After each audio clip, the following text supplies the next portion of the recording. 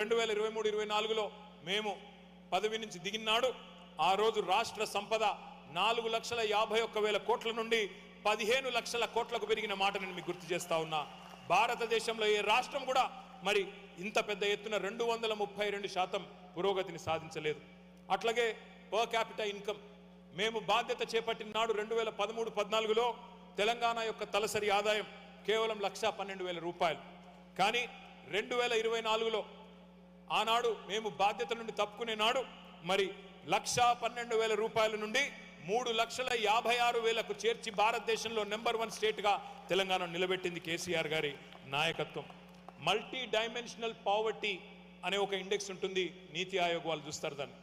2015-16లో తెలంగాణలో multi dimensional poverty 13.18%.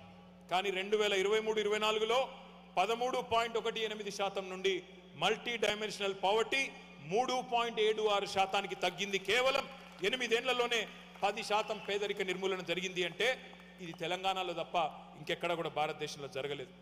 అప్పుల మీద శాస్త్రీయమైన అవగాహన లేని వాళ్ళు, ఆర్థిక విజ్ఞానం లేని వాళ్ళు, తెలివి తక్కువ వాదనలు చేసే వాళ్ళు కొంతమంది ఉంటారు. అప్పు చేసి మనం పప్పు కూడా తినలేదు. అప్పు చేసి ఆర్థిక చక్రాన్ని తిప్పి ఆదాయాన్ని పోగు చేసి ఈ రాష్ట్రానికి, రాష్ట్రంలోని పేదలకు, రాష్ట్రంలోని ప్రజలకు సంపద సృష్టించాం. తెలంగాణ ఆర్థిక క్రమశిక్షణ తప్పలేదు, మితిమీరి అప్పులు చేయలేదు. కేంద్ర ప్రభుత్వమే చెప్తున్నది అప్పుల్లో 28 రాష్ట్రాల్లో మనది 24వ ర్యాంక్, అంటే పైనుంచి 24 కింది నుంచి 6వ ర్యాంకు. బ్రహ్మాండమైన ఆర్థిక క్రమశిక్షణ మనకున్నది. కానీ ఇవాళ కొంతమంది తప్పుడు మాటలు మాట్లాడుతూ ఉన్నారు. కానీ మనం ఎన్నడూ కూడా చీకట్లో బాణం వేసే పని చేయలేదు, చేయకూడని అప్పు చేయలేదు, చేయకూడని తప్పు అంతకంటే చేయలేదు. మూస పద్ధతుల్లో ముందుకెళ్ళలేదు.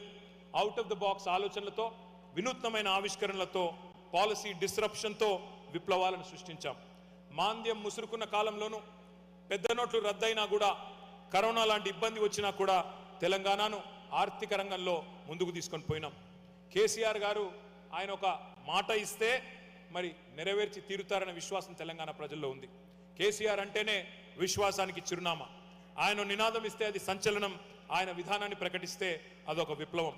ఉద్యమ బాటలో ఆనాడు నేను ఉద్యమ బాట వీడితే నన్ను రాళ్లతో కొట్టి చంపండి అని చెప్పినా, లేదా నిరాహార దీక్ష కూర్చున్నప్పుడు కేసీఆర్ చచ్చుడో తెలంగాణ వచ్చుడో అని చెప్పినా, లేదా ఆంధ్రప్రదేశ్ రాష్ట్రం నుండి నేను ఢిల్లీకి పోతున్నా మళ్ళీ తిరిగి తెలంగాణ గడ్డ మీదనే కాలు పెడతానని చెప్పినా, అది కేసీఆర్ గారి యొక్క ఆత్మవిశ్వాసానికి, ఆయన మీద ఉన్న నమ్మకానికి, ప్రజల మీద ఉన్న నమ్మకానికి ఒక నిదర్శనం.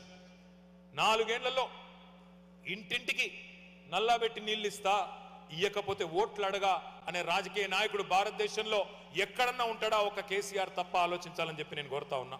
అట్లాగే మరి ఎన్నో కార్యక్రమాలు, 1-2 కాదు. మీకు తెలుసు, రాష్ట్రం ఏర్పడ్డ కొత్తలో ఆనాడు కరెంటు కోతలతో ఆగమాగమైపోయే పరిస్థితి. కానీ కేవలం 6 నెలల కాలంలో విద్యుత్ సమస్య తీర్చడమే కాకుండా 7,700 మెగావాట్ల కెపాసిటీ ఉండే తెలంగాణని ఇవాళ 20,000 మెగావాట్ల కెపాసిటీకి చేర్చింది కేసీఆర్ గారి నాయకత్వం.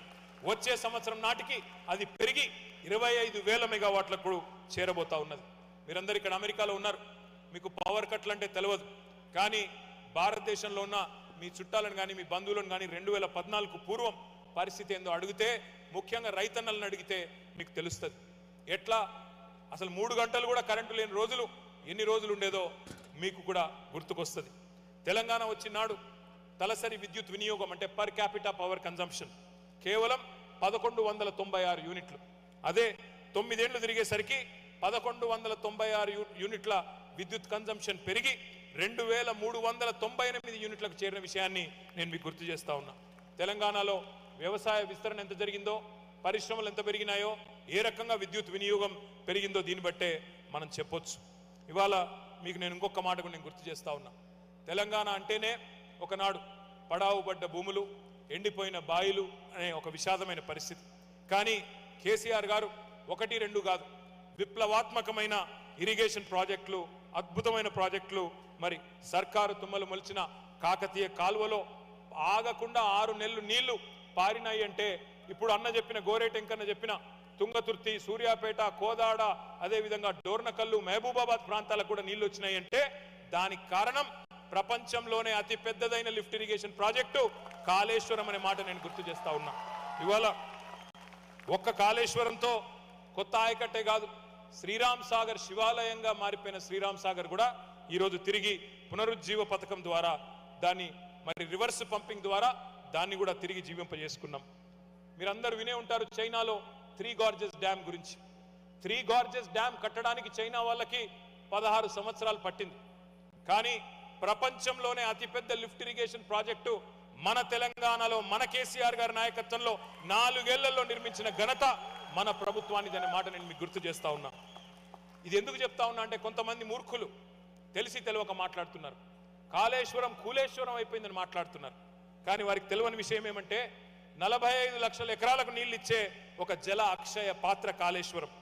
గోదావరి జలాలను ఒడిసి పట్టి 80 మీటర్ల స్థాయి నుంచి సముద్ర మట్టానికి 618 మీటర్ల పైకి తీసుకుపోయే ఒక అద్భుతమైన ప్రాజెక్టు కాళేశ్వరం.